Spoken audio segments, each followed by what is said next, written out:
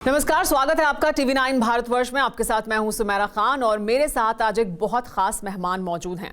इस वक्त चुनावी सरगर्मियां कर्नाटक में हैं, दक्षिण भारत में हैं, लेकिन बहुत जल्द छत्तीसगढ़ में भी इसी तरह की चुनावी सरगर्मियां हमें देखने को मिलेंगी क्योंकि इस साल के अंत तक वहां चुनाव होने हैं। तो हमारे साथ छत्तीसगढ़ के मुख्यमंत्री भूपेश बघेल जी मौजूद हैं। आइए उन्हीं से करते हैं तमाम सवाल जो कुछ दिनों में आप भी बहुत सुर्खियों में सुनने वाले हैं। भूपेश बघेल जी, बहुत स्वागत है आपका TV9 भारतवर्ष पर। जी नमस्कार। भूपेश जी, इस समय तो जो चुनावी सरगर्मियां हैं वो कर्नाटक में केंद्रित हैं। वहां पर जो तमाम मुद्दे हैं वो उठाए जा रहे हैं बीजेपी द्वारा, विपक्ष भी जवाब दे रहा है, कांग्रेस पार्टी जवाब दे रही है और बीजेपी मुद्दे उठा रही है। लेकिन वहां जो प्रदर्शन रहने वाला है कांग्रेस पार्टी का, उसका क्या आपको लगता है कि एक फॉल आउट इफेक्ट छत्तीसगढ़ पर भी हो सकता है? देखिए, हर राज्य का अपना चुनाव होता है। उस चुनाव में वहाँ के प्रदेश के मुद्दे होते हैं, स्थानीय मुद्दे होते हैं और दूसरे राज्यों में इसका प्रभाव उतना नहीं पड़ता जितना लोग सोचते हैं। दूसरी बात यह है कि यदि किसी राज्य के चुनाव, ये तो आम चुनाव है, यदि उपचुनाव भी होता है तो उसका असर कार्यकर्ताओं पे मनोबल पर जरूर पड़ता है। यदि कर्नाटक के चुनाव में कांग्रेस जीतती है तो निश्चित रूप से देश भर में इसका संदेश जाएगा। लेकिन यदि दूसरे राज्यों में जब चुनाव होंगे तो उस मनोबल के साथ वो चुनाव में उतरता है और छत्तीसगढ़ में जब चुनाव होंगे तो निश्चित रूप से उसका फायदा कांग्रेस को होगा यदि हम वहां सरकार बनाने सफल होते हैं। छत्तीसगढ़ में चुनाव इस साल के अंत में हैं, लेकिन ऐसे तमाम मुद्दे जो कर्नाटक चुनाव में उठ रहे हैं वो मुद्दे अभी से विपक्ष ने छत्तीसगढ़ में भी उठाने शुरू किए हैं। धर्मांतरण का मुद्दा उठा रहे हैं छत्तीसगढ़ में, ये प्रधानमंत्री आवास योजना का मुद्दा है जिसे उठाया जा रहा है। लेकिन अगर मैं धर्मांतरण वाले मुद्दे पर बात करूं, अभी बजरंग बली जो हैं वो चुनाव के केंद्र में आ चुके हैं। आखिरकार चुनाव घूम फिरकर कर्नाटक में बजरंग बली पर पहुंच चुका है। तो क्या जो चुनाव है वो विकास और इन तमाम मुद्दों से हटकर आखिरकार इन्हीं मुद्दों पर आकर केंद्रित हो जाता है? तो फिर जो आपने काम किया उस पर क्या चर्चा होगी? फिर तो इन्हीं मुद्दों पर चर्चा होगी। क्या यही चुनौती आपको छत्तीसगढ़ में भी इसका सामना करना पड़ेगा? मैडम, कर्नाटक में भारतीय जनता पार्टी सरकार में है और उनको 3 साल अवसर मिला। कांग्रेस विपक्ष में है और कांग्रेस ने जो मुद्दे उठाए हैं, जिन मुद्दों को लेकर वो चुनाव उतरे हैं, क्या उसकी चर्चा किसी मीडिया के माध्यम से हो रहा? उसकी चर्चा क्यों नहीं होना चाहिए? भारतीय जनता पार्टी जो मुद्दे उठा रहे हैं उसकी चर्चा जरूर आप लोग कर रहे हैं। 40% कमीशन की बात क्या भारतीय जनता पार्टी से पूछा जा रहा है या उनके नेताओं से पूछा जा रहा है? यदि नहीं पूछा जा रहा है, ये बहुत दुर्भाग्यजनक है कि केवल विपक्ष से सवाल किया जाए और वो भी सत्ता पक्ष के द्वारा। केंद्र में भारतीय जनता पार्टी सरकार है, कर्नाटक में भारतीय जनता पार्टी सरकार है। ये सवाल उनसे पूछा जाना चाहिए कि आखिर 3 सालों में आपने कर्नाटक को डबल इंजन की सरकार में दिया क्या? क्या वहां आपने 40% कमीशन की जो बात कही, भारतीय जनता पार्टी कार्यकर्ता ही आरोप लगाते हुए आत्महत्या कर लेता है और उसी ईश्वरप्पा से प्रधानमंत्री जी बात करते हैं, इसका मतलब यह है कि 40% कमीशन को आपने जस्टिफाई किया। भ्रष्टाचार आपके लिए कोई मायने नहीं है। कर्नाटक के विकास के लिए आपने क्या किया? वहां की जो नंदनी प्रोजेक्ट है उसको आप बंद कर रहे हैं। ये तमाम मुद्दे हैं, वहां के बेरोजगारी है, वहां के विकास है। इन मुद्दों की चर्चा होनी चाहिए जो कि नहीं हो रहा। और यह सवाल मैं समझता हूं कि विपक्ष के सवालों को निश्चित रूप से मीडिया को ज्यादा तवज्जो देना चाहिए, जो कि नहीं हो रहा है। केवल भारतीय जनता पार्टी जो सवाल खड़ा कर रहे हैं उसी के सवाल लिए जा रहे हैं। मैं देखता हूं कि बड़े बड़े नेताओं के मंचों पे उनके जो काफिला चल रहा है उसमें उनको मौका मिल जाता है और यदि कांग्रेस ने कोई बात कही है तो उसमें बयान दे देते हैं। लेकिन मीडिया ये पूछती नहीं है कांग्रेस ने आप पे ये आरोप लगाए, ये सवाल खड़े किए हैं, इसमें आपको क्या कहना है? एक भी सवाल गृह मंत्री या प्रधानमंत्री से नहीं किए। दूसरी बात, ये लोग छत्तीसगढ़ में भी इनको आता तो कुछ नहीं है। पूरे देश में धर्मांतरण और सांप्रदायिकता दो में इनकी विशेषज्ञता है। और इसी मुद्दे को लेकर हर बार चुनाव में जाते हैं। तो आखिर कितने बार? और छत्तीसगढ़ में उनके पास कोई मुद्दा भी नहीं है। जहां तक कि छत्तीसगढ़ की जो संस्कृति है जी, इनको 4.5 साल में हमने जिस प्रकार से खड़ा किया है और लोग उससे जुड़े हैं, तो भारतीय जनता पार्टी के यहाँ कोई स्थान नहीं है। आपकी सरकार ने जो योजनाएं लागू की हैं उस पर भी अगर बात करें, आपकी सरकार ने जो योजनाएं लागू की वो उनको हम देखते हैं बाकी जो राज्य हैं उनके घोषणा पत्र में उन्हें जगह मिल रही है। आपकी जो योजनाएं हैं उनको बाकी राज्य भी आगे लेकर बढ़ रहे हैं। आपने जो योजना लागू की है, आपकी जो न्याय योजना है, उसको बहुत सफलता मिली है। वो कितनी कारगर साबित होगी अभी छत्तीसगढ़ में जब चुनाव होंगे, जब आप लोगों के बीच जाएंगे, इस योजना का कितना आपको लाभ मिलेगा? जबरदस्त लाभ इसका मिलेगा, क्योंकि इस न्याय योजना के माध्यम से किसानों के जो अर्थव्यवस्था है उसमें बड़ा बदलाव आया है। हिंदुस्तान में किसी राज्य में इतना कीमत नहीं मिलता धान का या कोदो कुटकी रागी का, मिलेट्स का, जितना छत्तीसगढ़ में मिल रहा है। न केवल खरीदी की व्यवस्था है बल्कि राजीव गांधी किसान न्याय योजना भी हमने लागू किया है, जो 9,000 रुपए प्रति एकड़ दे रहे हैं, मतलब देश में सर्वाधिक। और उसके बाद जो हमारे छत्तीसगढ़ में 44% जंगल है, लघु अनुपज की लोग वहां के बस्तर हो, सरगुजा हो, आदिवासी अंचल में इसके संग्रहण करते हैं। अब देश का 74% माइनर फॉरेस्ट प्रोड्यूस छत्तीसगढ़ से संग्रहित की जाती है। उसका न केवल हमने समर्थन मूल्य घोषित किया, उसकी खरीदी की व्यवस्था की और उसका वैल्यू एडिशन भी किया, जिसका लाभ हमारे अनुसूचित क्षेत्र में रहने वाले जो लोग हैं उसको मिल रहा है।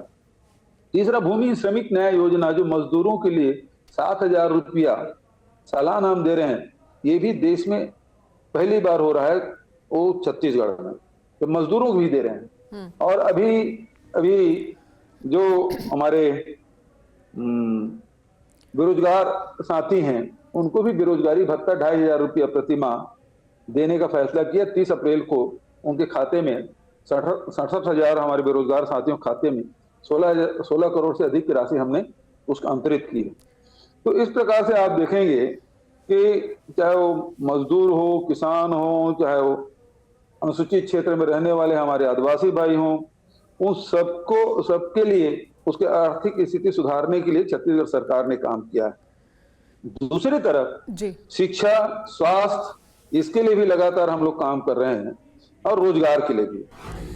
साथ ही आपकी जो ग्रामीणों के बीच या ग्रामीण अर्थव्यवस्था को सुधारने के लिए जो योजनाएं हैं उसकी भी चर्चा समय समय पर होती रही है। अलग अलग प्रदेशों में उसकी चर्चा हुई है, अलग अलग प्लेटफॉर्म्स पर उसकी चर्चा हुई है।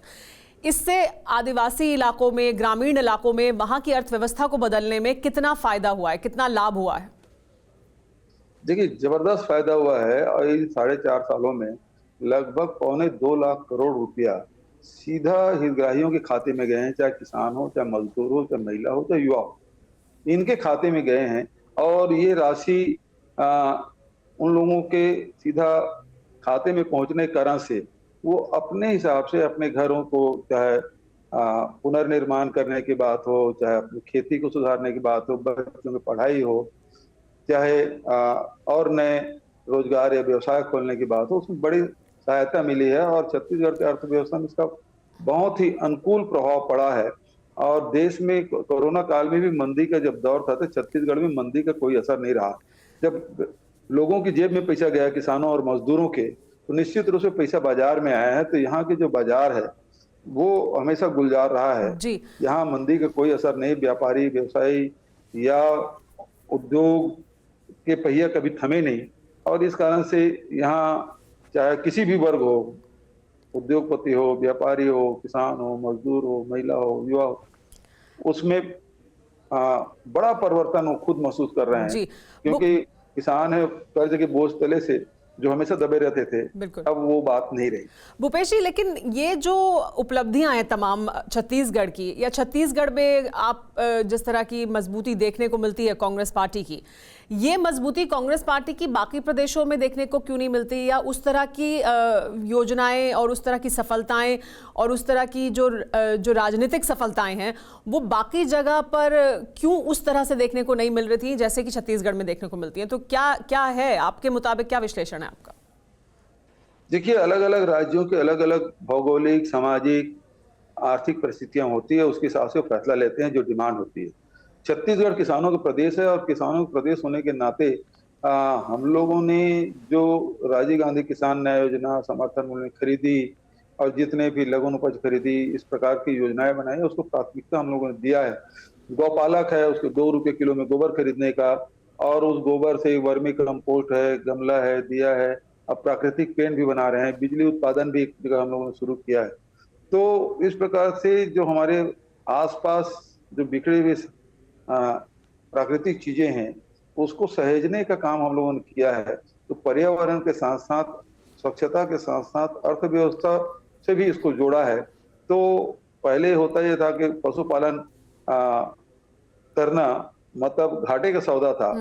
अब छत्तीसगढ़ में जब से हमने गोबर खरीदना शुरू किया है, अब पशुपालन है वो फायदे का धंधा हो गया है।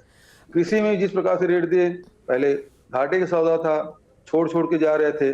तो 2017 में 12 लाख किसान थे, आज बढ़ के 23 लाख किसान हो गए।